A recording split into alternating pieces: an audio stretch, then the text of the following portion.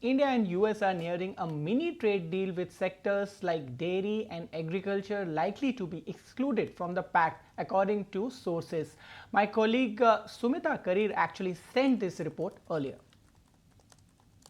That's right. We're given to understand from sources that as far as the decision on the mini trade deal between United States and India is concerned, well, the ball is now completely in the United States court. In fact, the officials, the negotiating team from India that returned last week from the United States, and now, of course, a decision is impending with the US President Donald Trump. And of course, Donald Trump has stated that he will start dispatching letters to countries. So there are essentially two scenarios that we're looking at. A is the scenario where a letter will be dispatched to India, wherein what is the effective tariff rate that will be mentioned. And the second scenario is that, of course, a mini trade deal will be arrived at. That will, of course, according to what the sources are suggesting, that should be announced within the next 24 to 30 hours.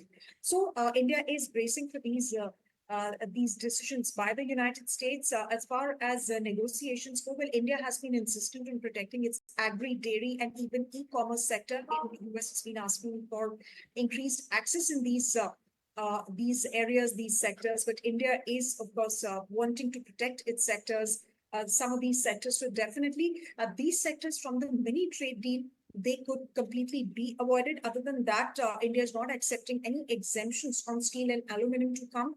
And there will be an expanded scope of the subjects that are not touched upon in the mini trade deal in the bilateral trade agreement, the first tranche of which both the countries are looking at arriving in the month or in fall this year.